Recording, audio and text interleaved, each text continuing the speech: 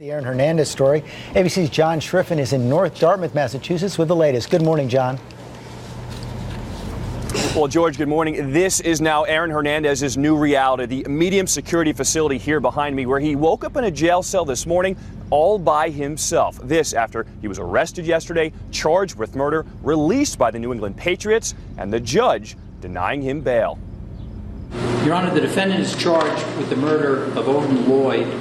The 23-year-old former New England Patriot tight end stood handcuffed in a T-shirt as prosecutors laid out the case against him. 6 charges in all, including the murder of his associate and semi-pro football player, Odin Lloyd. Count 1 is murder. They observed numerous gunshot wounds to the body. In court, prosecutors outlined an alleged murder plot that started from an argument between the two men the previous Friday night at a Boston nightclub. Prosecutors say the plan went into motion the following Sunday night. Authorities found text messages allegedly from both Hernandez and Lloyd. Last Monday, shortly after 2 a.m., prosecutors say Hernandez and 2 friends bought gas and Bubblicious gum at a gas station. At 2:32 a.m., prosecutors say Lloyd gets into the car with them. 3:07, the victim sends a text message to a family member saying, "Did you see who I am with?" 12 minutes later, his sister responds by asking, "Who?" Shortly afterwards, Lloyd texts NFL, which prosecutors say means Hernandez. Moments later, multiple gunshots are heard by witnesses, according to prosecutors.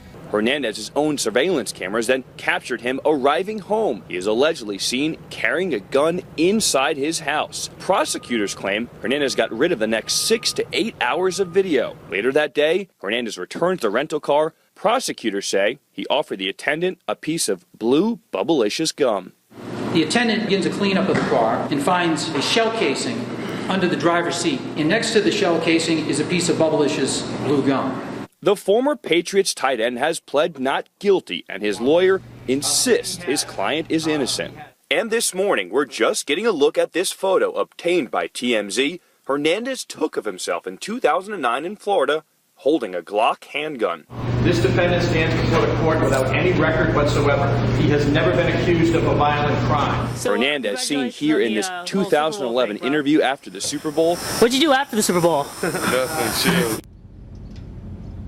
It was an emotional scene in court yesterday as the alleged details of the crime were read out loud. The victim's mother actually walked out, just too much for her to handle. As for Hernandez, he is due back in court July the 24th. George? Okay, John, thanks. ABC's Chief Legal Affairs anchor Dan Abrams back with us again right now. So you heard Hernandez's lawyer there. He says this is a circumstantial case, not a strong one. Well, it's a classic circumstantial case, and it may be a strong one. I mean, you're talking about surveillance tapes. You're talking about cell phone text messages. You're talking about physical evidence, shell casings, this piece of bubble gum found near a shell casing, which they believe they can link back to Hernandez. You've got the destroyed surveillance tapes. You've got a cell phone that's handed over in pieces. So it's true this is a circumstantial case, but prosecutors seem to have been able to piece together everything. They've gone minute by minute to piece together almost everything that they believe happened. What they're not saying is that Hernandez pulled the trigger, but that doesn't matter in a murder charge. That's right.